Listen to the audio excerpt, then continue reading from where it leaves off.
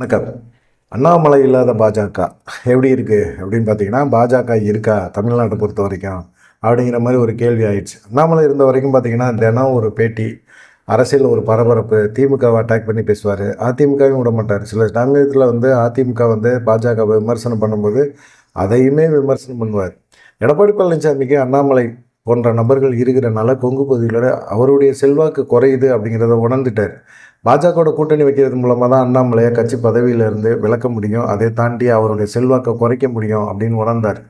அதுக்கப்புறம் தான் கூட்டணி தொடர்பான பேச்சுவார்த்தையை நடத்துகிறார். எந்த சூழ்நிலையிலையும் எந்த காலகட்டத்திலையும் பாஜகவோட நாங்கள் கூட்டணி வைக்க மாட்டோம் அப்படின்னு சொன்னவர் பாஜகவோட கூட்டணி வைக்கிறாரு அப்படின்னா தன்னுடைய சுயநலத்துக்காக தான்.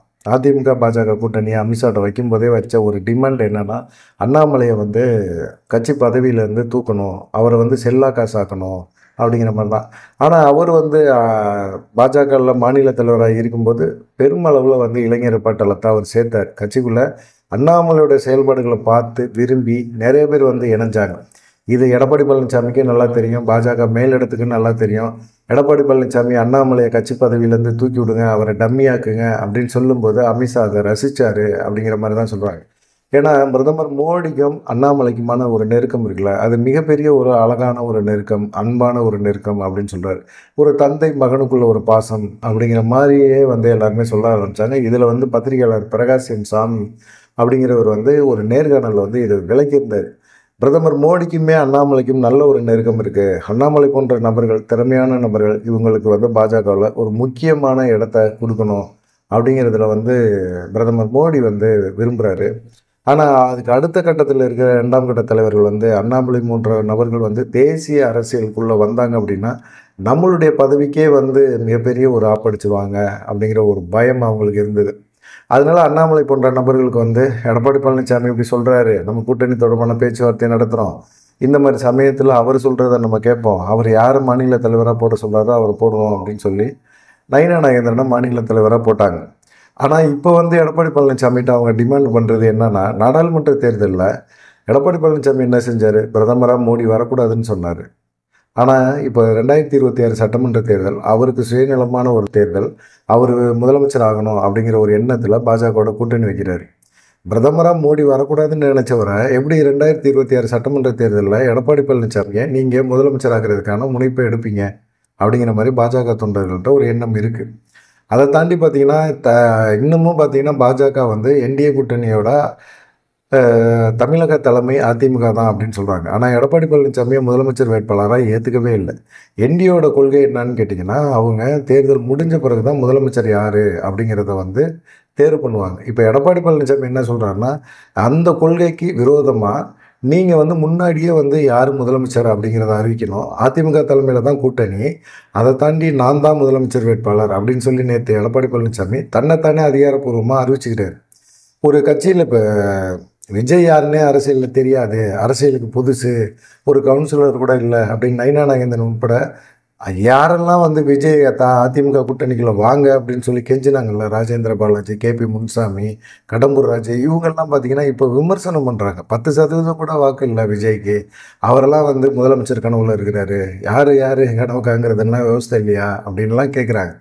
இதெல்லாம் என்னன்னு கேட்டிங்கன்னா, கூட்டணிக்குள்ளே வாங்க வாங்கன்னு கூட்டாங்க, வரல அப்படின்னு அவர் முடிவு எடுத்த பிறகு இப்போ விஜய் விமர்சனம் பண்ணுறாங்க. 10% கூட வாக்கு இல்லை அப்படின்னு சொல்கிறாங்க. 10% வாக்கு இல்லைன்னா நீங்கள் ஏன் கூப்பிடுறீங்க? விஜய் எத்தனை பேருக்கு தெரியும், எவ்வளோ காலகட்டமாக தெரியும், மக்களுக்கு விஜய் ஏன் பிடிக்குது, சினிமாவில் அவர் எத்தனை வருஷமாக இருக்கிறாரு அப்படிங்கிற ஒரு விஷயத்த பார்க்கணும். ரொம்ப வருஷமாக சினிமாவில் கடந்த 20 வருஷத்துக்கு மேலே அவர் சினிமாவில் நடிச்சிட்டு தான் இருக்கிறாரு. அதனால் மக்களுக்கு விஜய் அப்படிங்கிற ஒரு விஷயம் நல்லா தெரியும். பெரிய நடிகர் ஆகிட்டார். இன்றைக்கி ஒரு ரஜினிக்கு அப்புறமா விஜய் அப்படிங்கிறது மாசாக தான் இருக்கிறார். அதனால மக்களுக்கு நல்லாவே தெரியும். எடப்பாடி பழனிசாமி எத்தனை பேருக்கு தெரியும்? எடப்பாடி பழனிசாமியை 2017 முதலமைச்சர் ஆக்கும்போது இப்படி ஒருத்தர் அதிமுகவில் இருக்கிறாரா அப்படிங்கிற ஒரு கொஸ்டினை தான் அதிமுக தொண்டர்களே எழுப்புனாங்க. அந்த அளவுக்கு தான் எடப்பாடி பழனிசாமியோட செல்வாக்கு இருக்குது. விஜயோட எடப்பாடி பழனிசாமியை கம்பேர் பண்ணாதீங்க. விஜய் முதலமைச்சர் வேட்பாளர்னால் மக்கள் ஏற்றுக்க தயாராக இருக்காங்க. எடப்பாடி பழனிசாமினா யார் அவர் அப்படிங்கிற ஒரு கேள்வி தான் இருக்குது. இன்னமும் தென் மாவட்டங்கள், கொங்கு பெல்ட்டில் எடப்பாடி பழனிசாமிக்கான வாக்கு சதவீதம் கிடையாது. எடப்பாடி பழனிசாமி முதலமைச்சர் வேட்பாளர் அப்படின்னு சொல்லி ஓட்டு கேட்டாலே துரத்துற அளவுக்கு ஆட்கள் தான் இருக்கிறாங்க. அப்படிப்பட்ட ஒரு சூழ்நிலையில் விஜயை அதிமுக இப்போ விமர்சனம் பண்ணுது. நயினா நாகேந்திரனும் வந்து விஜய் வந்து ஒரு கவுன்சிலர் கூட இல்லை அப்படின்னு சொல்கிறாரு. சொல்லிட்டு விஜய் வந்து கூட்டணிக்குள்ளே வரமாட்டார் அப்படின்னோடனே இப்போ விமர்சனம் பண்ணுறாரு. இந்த மாதிரி விமர்சனங்களை தாண்டி ஒரு நியாயமான ஒரு யதார்த்தமான புள்ளிவிவர கணக்கோட வந்து பேசக்கூடியவர் யாருன்னு கேட்டிங்கன்னா அண்ணாமலை தான். அண்ணாமலை இருந்த வரைக்கும் பாஜக தமிழ்நாடை பொறுத்த வரைக்கும் மிகப்பெரிய ஒரு செல்வாக்கில் இருந்துச்சு. அதில் இப்போ சமீபத்தில் பார்த்தீங்கன்னா அண்ணாமலை வந்து அரசியலில் பெருசாக ஈடுபாடு காட்டல, செய்தியாளர் சந்திக்கிறது இதெல்லாம் விட்டுட்டார். சமீபத்தில் கோவாவில் வந்து அயன்மேன் போட்டி நடந்தது. இந்த போட்டியில் வந்து கலந்துக்கிட்டு அண்ணாமலை ஜெயித்தார். அதுக்கு பிரதமர் மோடி வந்து வாழ்த்து சொன்னார். அதில் வந்து ஒரு தந்தை மகனுக்கான ஒரு பாசம் இருக்குது அப்படிங்கிறத புரிஞ்சுக்கலாம்.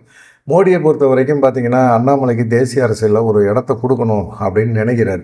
ஆனால் அவர்கிட்ட இருக்கிற 2ஆம் கட்ட தலைவர்கள் இருக்காங்களா, அமித்ஷா போன்ற நபர்கள், நிர்மலா சீதாராமன் போன்ற நபர்கள், இவங்கெல்லாம் வந்து அண்ணாமலையை வந்து மேலே டெல்லியில் தேசிய அரசியலில் கொண்டாந்து விட்டுறாதீங்க, அவங்க நம்ம பதவிக்கு அண்ணாமலை ஆப்படிச்சு விட்டுருவாரு, அவருடைய திறமை சாதுர்த்தியம் டெல்லியில் உட்காந்தாரு அப்படின்னா கண்டிப்பாக வந்து நம்மளுடைய பதவிக்கு ஆபத்து அப்படிங்கிறத 2ஆம் கட்ட தலைவர்கள் உணர்ந்துருக்கிறாங்க. அதனால் மோடி விருப்பப்பட்டாலும் சரி விருப்பப்படலைனாலும் சரி அவருடைய விருப்பத்தை வந்து நிறைவேற்றணும் அப்படின்னு சொல்லி 2ஆம் கட்ட தலைவர்கள் விரும்பவே இல்லை. அண்ணாமலைக்கு முக்கியமான பதவி தேசிய அரசியலில் கொடுத்துருக்கணும். தமிழ்நாட்டில் பொறுத்த வரைக்கும் அவர் மாநில தலைவர் பதவியை பிடுங்கியிருக்கக்கூடாது.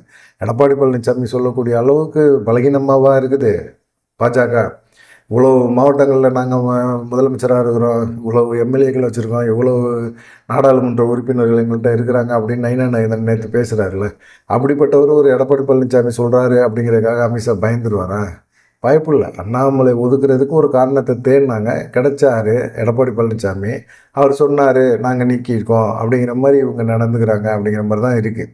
ஆனால் அமித்ஷாவை பொறுத்த வரைக்கும் அண்ணாமலைக்கு ஒரு முக்கியத்துவம் கொடுக்க விரும்பலை. ஆனால் பிரதமர் வந்து முக்கியத்துவம் கொடுக்கணும்னு ஆசைப்படுறாரு.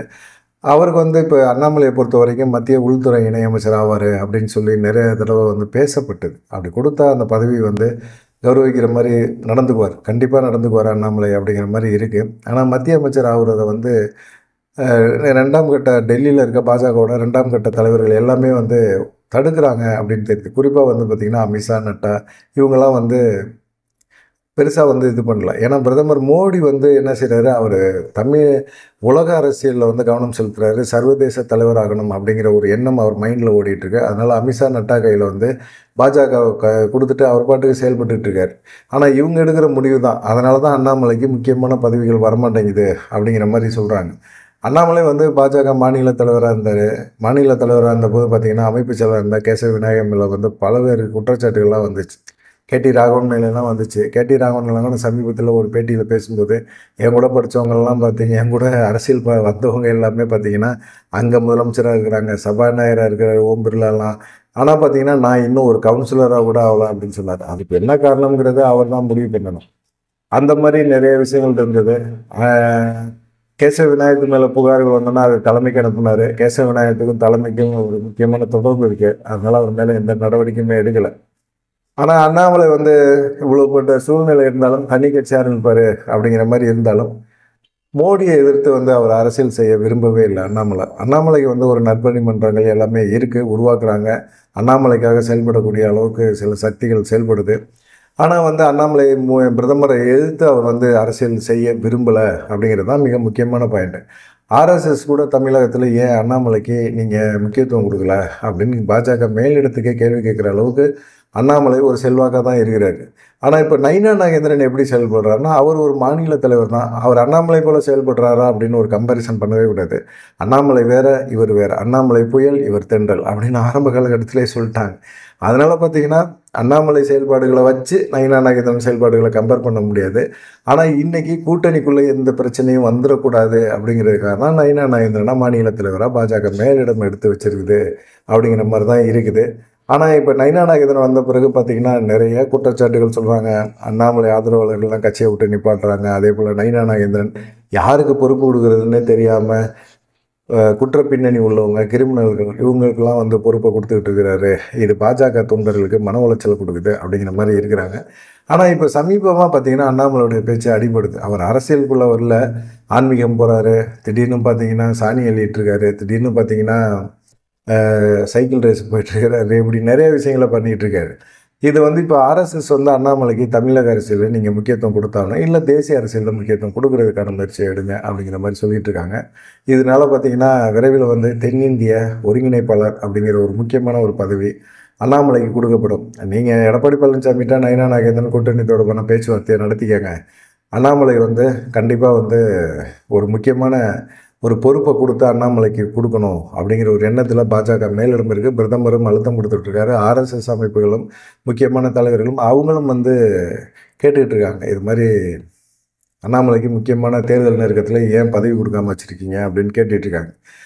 ஏன்னு கேட்டிங்கன்னா, இப்போ எடப்பாடி பழனிசாமிகிட்ட அவங்க கேட்குற தொகுதிகள், அந்த தொகுதிகளுக்கு அவங்க சொல்கிற காரணம், நாடாளுமன்ற தேர்தலில் நாங்கள் 18.5% வாங்கி வச்சுருக்கோம் அப்படின்னு சொல்லி. எடப்பாடி பழனிசாமி நாடாளுமன்ற தேர்தலில் பிரதமராக மோடி வரக்கூடாது, பாஜகவோட நம்ம கூட்டணி இருக்கக்கூடாதுன்னு சொல்லி விலகி போனார்.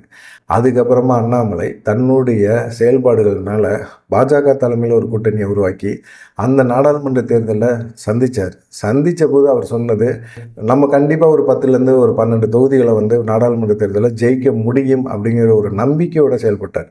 நாம் செயல்படலாம், நம்பிக்கை இருக்கலாம், ஆனால் வந்து அது வாக்காக மாறுமா அப்படின்னா பெரிய இயக்கமே கிடையாது. பாஜக தலைமையில் முதல் முறையாக ஒரு கூட்டணி உருவாகுது அப்படின்னு வேணால் எடுத்துக்கலாம்.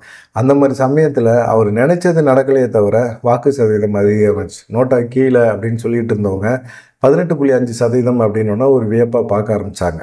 இந்த இதெல்லாம் வச்சு இப்போ பாஜக எடப்பாடி பழனிசாமிகிட்ட தொகுதி பங்கீட்டில் வந்து அதிக தொகுதிகளை கேட்குறதுக்கு மிக முக்கியமான காரணம் அண்ணாமலை நாடாளுமன்ற தேர்தலில் எடுத்த சில முக்கியமான முடிவுகள் தான். அதே போல் வந்து இப்போது சட்டமன்ற தேர்தலையும் அண்ணாமலைக்கு ஒரு முக்கியத்துவம் கொடுங்க. எடப்பாடி பழனிசாமி மாநில தலைவராக இருந்தாலும் எடப்பாடி பழனிசாமிகிட்ட மாநில தலைவர் நயினா நாகேந்திரன் பேசிட்டு போகிறாரு. அண்ணாமலை வந்து தமிழகத்தையும் கண்ட்ரோல் பண்ணுற மாதிரி தென்னிந்திய ஒருங்கிணைப்பாளர் அப்படிங்கிற ஒரு முக்கியமான பொறுப்பை அவர் கொடுங்க அப்படின்னு சொல்லியிருக்காங்க. நீங்கள் இதை எப்படி பார்க்குறீங்க அப்படிங்கிறத மறக்காமல் கமெண்ட் பண்ணுங்கள். அண்ணாமலை தமிழக அரசுக்குள்ளே திரும்ப வரப்போகிறார் அப்படிங்கிறது ஒரு சந்தோஷமான செய்தியாக தான் பார்க்கப்படுது. நீங்கள் இதை பற்றி என்ன நினைக்கிறீங்க அப்படிங்கிறத மறக்காமல் கமெண்ட் பண்ணுங்கள். நன்றி, வணக்கம்.